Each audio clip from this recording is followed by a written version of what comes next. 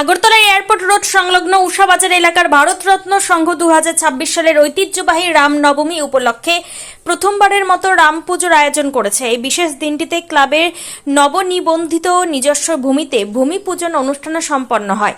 এই ধর্মীয় অনুষ্ঠানে উপস্থিত ছিলেন ভারতরত্ন সংঘের সভাপতি তথা বিশিষ্ট আইনজীবী দীনেশ সরকার, সম্পাদক চন্দন চক্রবর্তী ও ক্লাবের অন্যান্য সদস্য ও কর্মকর্তারা। বৈদিক মন্ত্রোচ্চারণের মাধ্যমে ক্লাবের নিজস্ব জায়গায় ভূমি পূজন করা হয় এবং পরবর্তীতে ধুমধাম করে রাম পুজো অনুষ্ঠিত হয়। ক্লাবের কর্মকর্তাদের মতে দীর্ঘ প্রতীক্ষার পর ক্লাব কর্তৃপক্ষ নিজস্ব জমি ক্রয় করতে সক্ষম হয়েছে, তাই রাম নবমীর মতো পবিত্র তিথিতে এই দৈত্য উৎসবের আয়োজন করা হয়েছে। ভারতরত্ন সংঘ মূলত তাদের বার্ষিক দুর্গাপুজো এবং বিভিন্ন সামাজিক কর্মকাণ্ডের জন্য আগরতলায় সুপরিচিত। এই প্রথমবার তারা বড় পরিসরে রাম পুজোর উদ্যোগ নিল। শ্রী রামচন্দ্র ভগবান বিষ্ণুর সপ্তম অবতার। তিনি মহাকাব্য রামায়ণের কেন্দ্রীয় চরিত্র এবং তার জীবনকালকে ত্রেতা যুগের অন্তর্ভুক্ত মনে করা হয়।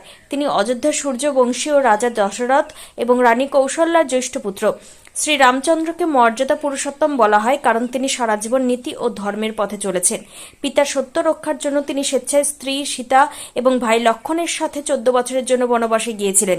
বনবাসকালে লঙ্কার রাজা রাবণ দেবী সীতাকে অপহরণ করলে রামচন্দ্র বানর সেনার সহায়তায় রাবণকে পরাজিত ও বধ করেন। তার শাসনকাল রামরাজ্য নামে পরিচিত, যা আজও ন্যায় বিচার এবং সুশাসনের আদর্শ উদাহরণ হিসেবে বিবেচিত হয়। শ্রী রামচন্দ্রের জন্মদিনটি সারা বিশ্বে রামনবমী হিসেবে অত্যন্ত মর্যাদার সাথে পালন করা হয়।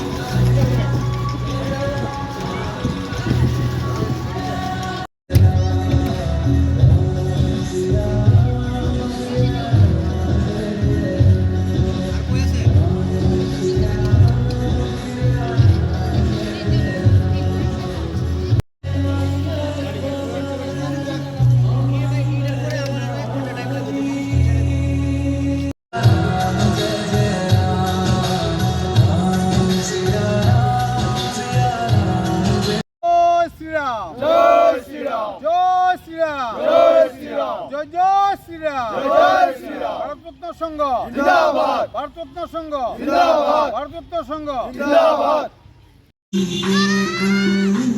से पूछो तुमको खोने का दुख क्या है, कौशल का से पूछो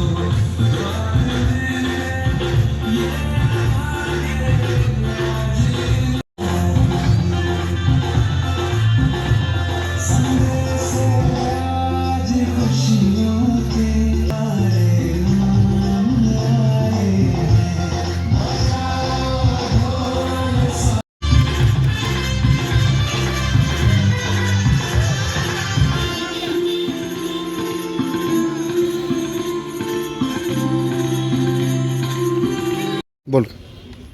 জয় শ্রীরাম। আজ রামনবমী। সেই রামনবমী উপলক্ষে মর্যাদা পুরুষ শ্রী রামচন্দ্রের জন্মতিথিতে আমরা ভারতরত্ন সংঘ এই প্রথম আমরা রাম পূজার আয়োজন করেছি। পাশাপাশি আজকে আমাদের নিজস্ব ভূমিতে আমরা ভূমি পূজনও করেছি। তো রামচন্দ্র যেভাবে ওনার পিতা মাতা ভ্রাতা সমস্ত তার আত্মীয়স্বজনের সঙ্গে যেভাবে উনি সুহৃদ রেখে সুন্দরভাবে রাজত্ব করেছেন, সেই আমাদের দেশের মাননীয় প্রধানমন্ত্রীও সেইভাবে আমাদের ভারতবর্ষকে রাম রাজত্বের দিকে এগিয়ে নিয়ে যাচ্ছেন।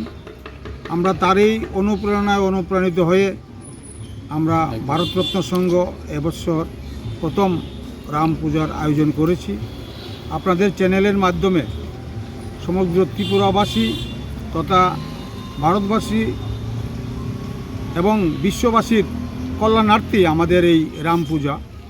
আমরা পৃথিবীর সমস্ত মানুষের সুখ কল্যাণ, সুভ্রাতৃত্ব এবং হানাহানি বাদ দিয়ে সবাই একসঙ্গে মিলেমিশে যাতে আমাদের দেশকে আরও উন্নত করতে পারি, আমাদের সমাজ যাতে আরও উন্নত হয়, অশিক্ষা কুশিক্ষা দূর করে আমাদের সমাজ যাতে আরও উন্নত হয়, সেই কামনায় আমি আজকে এই রাম পুজো উপলক্ষে ভারতরত্ন সংঘের পক্ষ থেকে সমগ্র দেশবাসীর কাছে, সমগ্র ত্রিপুরাবাসী বিশ্ববাসীর কাছে সেই আহ্বান রাখছি।